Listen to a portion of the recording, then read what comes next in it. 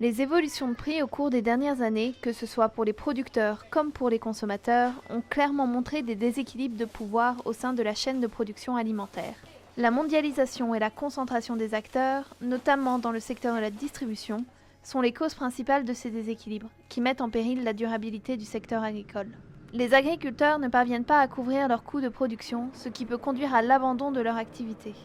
Les dernières données Eurostat concernant le revenu agricole montrent au niveau européen une chute de près de 12% du revenu agricole pour 2009. C'est pourquoi de plus en plus d'agriculteurs choisissent de transformer et de vendre eux-mêmes leurs produits, afin de maîtriser davantage leurs activités et s'assurer un revenu plus confortable.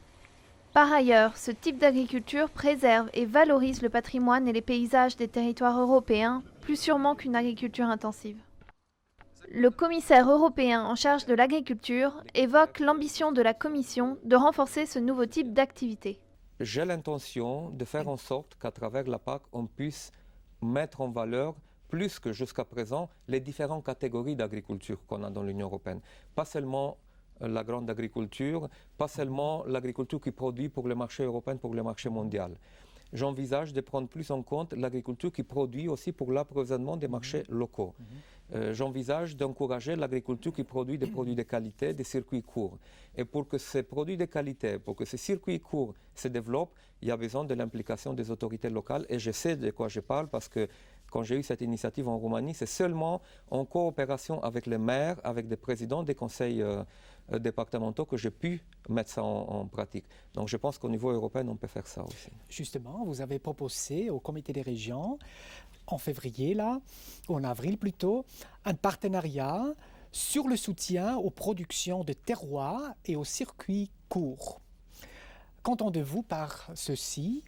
Et est-ce que vous avez déjà, est-ce que vous pensez déjà à des propositions législatives dans ce domaine? Oui, vous allez voir déjà d'ici la fin de l'année dans le paquet de politiques de qualité dans le secteur agroalimentaire, je viendrai avec des propositions qui vont mieux mettre en valeur la petite production locale.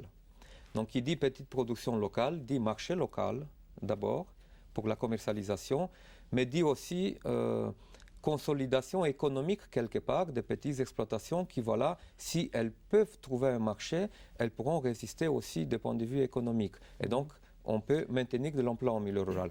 Mais pour que cette idée aboutisse, il y a besoin de l'initiative locale pour encourager la création et le développement de ces marchés locaux, de toute occasion qui permet un contact direct ou très rapproché entre les consommateurs et les producteurs. Et ça se fait surtout au niveau local. Aujourd'hui, la demande en produits locaux augmente fortement, mais les producteurs n'arrivent plus à y répondre. Le commissaire était présent lors de la session plénière du comité des régions. Il a demandé au comité d'identifier les mesures nécessaires pour soutenir les productions de terroirs destinées à être commercialisées par des circuits courts ou sur des marchés locaux. La demande et la proposition que je vous ai faite la dernière fois concernant les circuits courts et la petite agriculture, la valorisation de cette petite production, elle est toujours dans nos priorités. Je le ferai par écrit, j'ai signé d'ailleurs déjà cette demande par écrit au comité des régions et quand vous le considérez nécessaire et bienvenue, je suis prêt à venir pour discuter aussi de ces propositions. Je sais qu'il y a une forte richesse d'idées sur ce sujet aussi.